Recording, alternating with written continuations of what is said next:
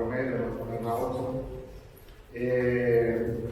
La conferencia lleva un título bastante interesante. Se llama Pillar, Hurtar, Cabalgar, ni tan valiente ni tan bravo. Zarza la Mayor y la guerra de Portugal, Desmontando mitos. Simplemente voy a hacer presentación de las dos personas que intervienen, que bueno, la mayoría de todos ya las conocéis porque han dado ya varias conferencias en Zarza.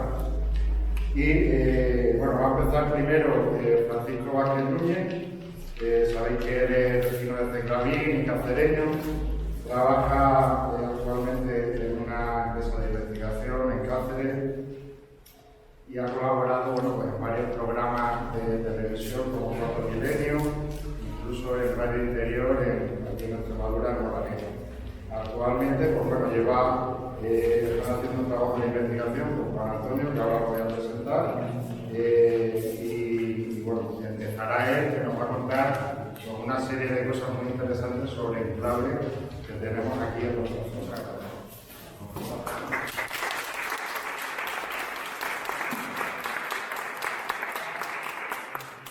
A todos, gracias por asistir. En primer lugar, dar las gracias a todos los bienvenidos a la corporación municipal y sobre todo a Juan Antonio por contar conmigo otra vez. Pues nada, yo voy a hablar un poquito de los militares, de la historia de Zarza. Voy a hablar poco porque luego tiene que hablar Juan Antonio mucho. Y nos vamos a contar 5 datos o 5 asentamientos luego en Zarza. El primero que vamos a hablar es el castillo. El castillo existió hasta el principio del siglo XX. Luego parece ser que se llevaron las piedras que hay que normalmente este baluarte, pues se la llevaron para hacer otra pared, otra casa. Y su apogeo fue en el siglo XVII, en la guerra con Portugal, que se abrió un cuartel con una guarnición. Pero bueno, hablando de lenguajes de la prehistoria, claramente se ve por las rocas que existió como defensa de la población que estaba sufriendo, las Zarzas que estaban haciendo, ¿no? Estaban haciendo pues porque era un lugar donde había agua, había tierra fértil y estaban haciendo una población. Entonces esa población tenía que ser defendida. Y este castillo, como vemos aquí, pues era el que se dominaba toda la zona donde estaban haciendo la población esa. La población, yo creo que surgió alrededor del castillo, no al sur o al norte, creo que alrededor. Es decir, que el castillo, como lo conocemos, estaba en medio. Como vemos, fijaros el dominio que tenía y el control pues, prácticamente de todo el horizonte. Y aquí, en el parque de la zona sur, había un sitio que era la comunicación, la red de comunicación muy importante, que era el acceso a Zarza. Es la red de comunicación que luego fue la que nosotros conocemos ahora como Peña Real, que anteriormente fue calzada romana y seguramente anteriormente existió. De hecho, hay vestigios pues, de una población del Carbolítico, porque hay dólmenes cerca, es decir, que ya existía esa población.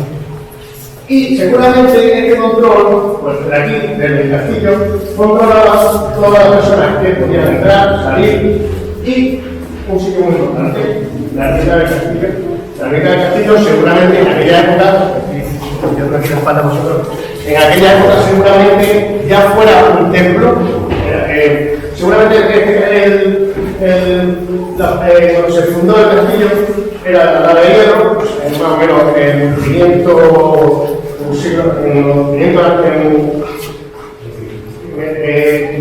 el año 500 a.C. Y ya había ahí seguramente un templo que lógicamente luego se ha ido cristianizando y se ha formado, pues se ha creado la ermita del castillo. Y luego, desde este castillo hay una conexión muy clara con la piedra caballera. La piedra caballera que está próxima y que militarmente se puede tener la misma función. la mítica piedra caballera de los traceños, ¿no? Un lugar que todo forma parte de nuestra historia, de nuestra presencia. Un monumento nacional, un monumento natural que es muy característico. Pues la piedra caballera, aunque seguramente tiene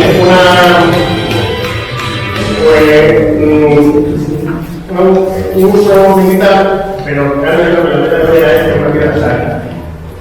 Es una piedra que esconde su entraña un tesoro único que muchos muy conocido que son las católicas y el petrolero impresionante. Impresionante lo que responde a la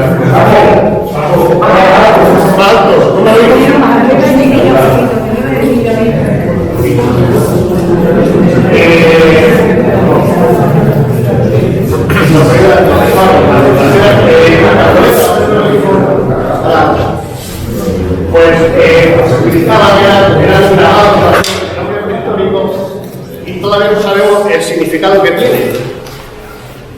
Hay muchas teorías, hay mucho estudio, pero nadie concreta lo que es. Unos dicen que son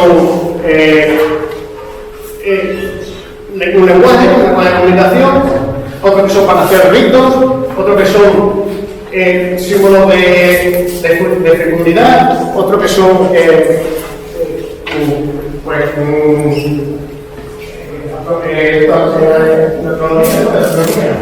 pero si lo fijáis bien, mira, todas las piedras, todas las católicas, casi todas están comunicadas entre ellas.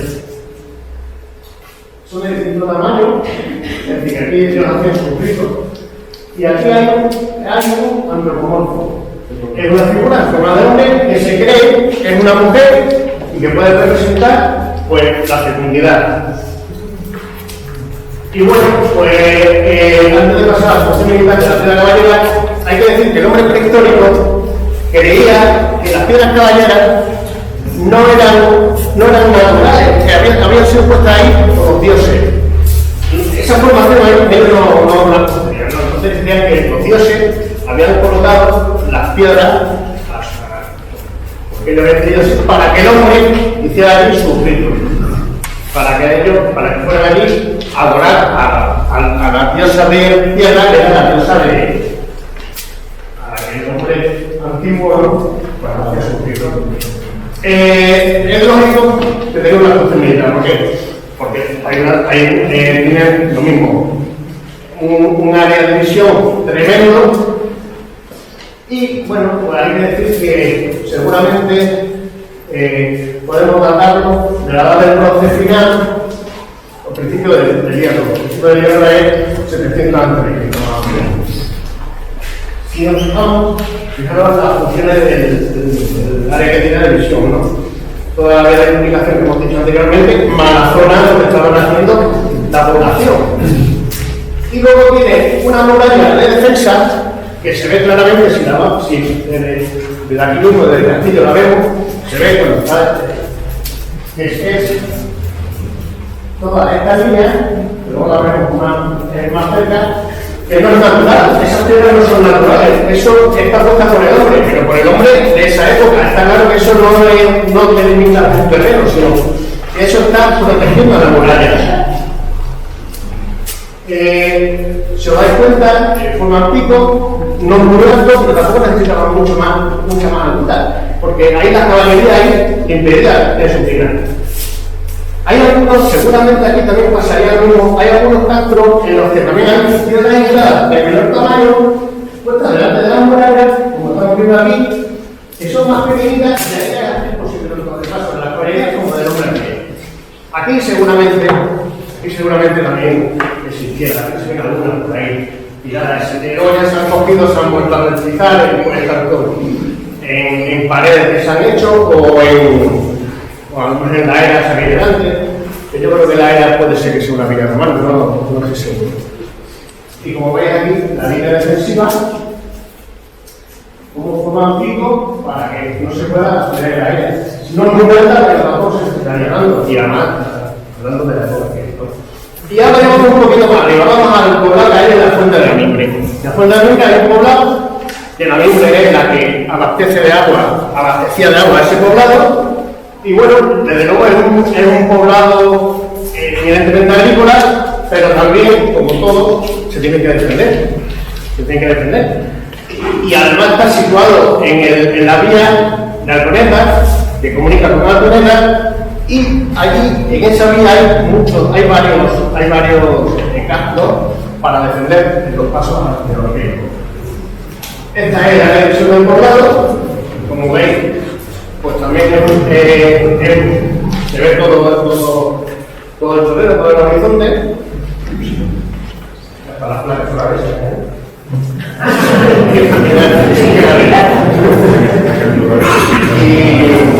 Y bueno, en esta vía de comunicación de Alconeta hay varios. Aquí hay uno, seguramente en el río Ceclavín habría alguno más. Hay otro un poquito en la dehesa de Ceclavín, también hay un poblado, no sé si de Vignancia. En Ceclavín está el poblado del Castro de la Vigueta, que está en la ribera generosa, y luego hay otro en Aceucho y hay otro en Beana, ya en Cortezuelo o Barroquilla. Es decir, que la vía se estaba vigilada, estaba comunicada, y este poblado tenía las mismas funciones. ¿Qué podemos decir de este poblado? Bueno, pues para datar una cosa tenemos que tener material para poderlo datar. Allá al lado de este poblado se habían encontrado tumbas antropomorfas, ¿no? Cavadas en roca. Las tumbas cavadas en roca no son de los celtas, como creemos, los celtas se generaban, no los cerraban.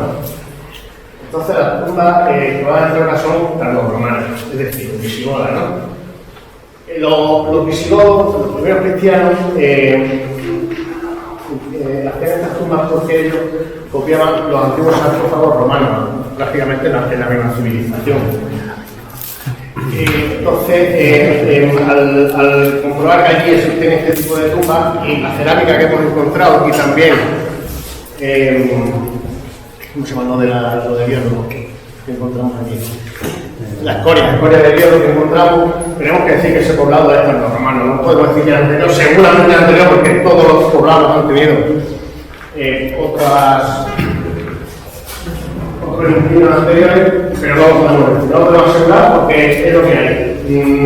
Están las tumbas, están las cerámicas diseñadas con el dedo, y esas son tardorromanas, los poblados de tardorromano. Además hay una necrópolis un poco más abajo, una necrópolis de este tipo de tumbas. Y ahora nos vamos al castillo de Peñafiel. El castillo de Peñafiel, antes de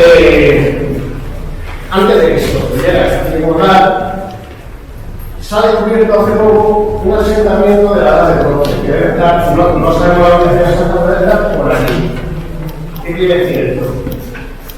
Pues que cuando han hecho el castillo, lo han hecho ya sobre lo que otros descubrieron que era un sitio de vigilancia extraordinaria. Es muy curioso, bueno, el caso lo único que hace es, pues, para controlar el paso del río, el vado del río, ¿no? Al final están controlando la frontera, no existe la frontera como en Portugal, España, pero sí una frontera natural, no administrativa, sino natural y física, que había que controlarla y había que descontrolarla.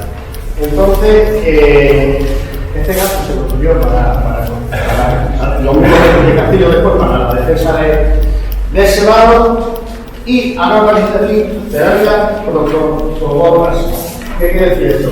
Que son unas cerámicas que solamente se dan en un castro que existe, que se llama el castro de las Cogotas, que existe, que está en Carolina de Ávila. Entonces, dicen los que lo han descubierto que es una cosa muy rara, porque una vez con que haya una representación exacta es muy raro que esa casualidad se dé.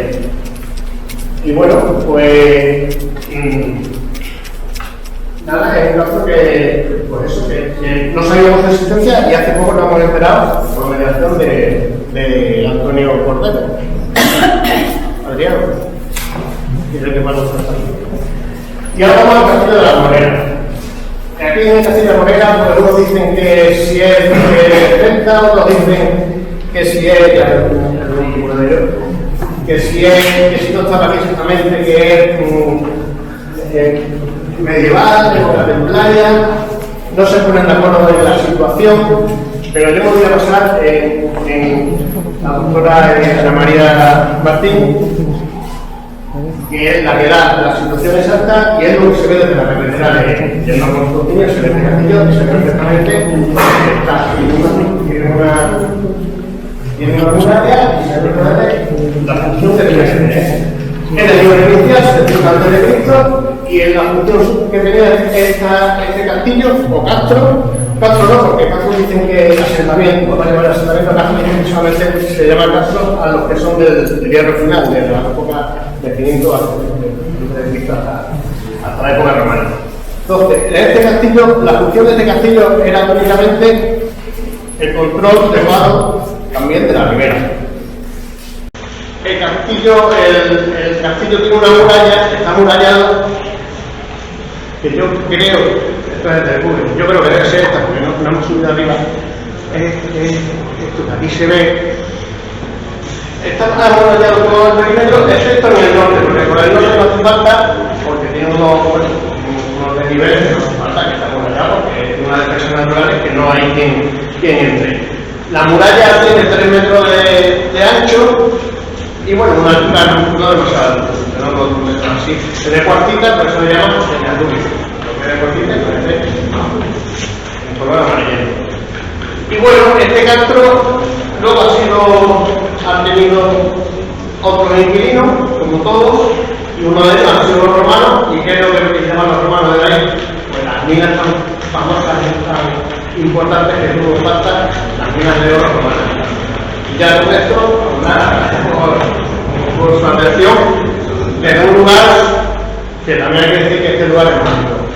Porque yo estoy seguro que este lugar, esta ermita, y si venía a lo explico, esta ermita tiene una anterior construcción y que si os dais cuenta, esta capilla, esta centro de la ermita es anterior y esta capilla es primero que es tributaria.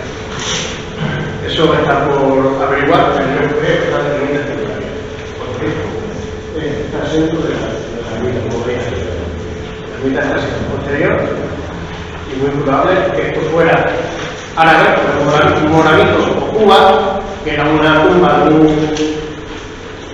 un santo musulmán o de un predicador musulmán, y de ahí luego ya cuando entraron los templarios, que entraron por Zazar, pues conquistaron esto y como ellos no destruían nada, sino que cristianizaban todo, lo cristianizaron aquí, a San Bartolomé, que era un santo típicamente.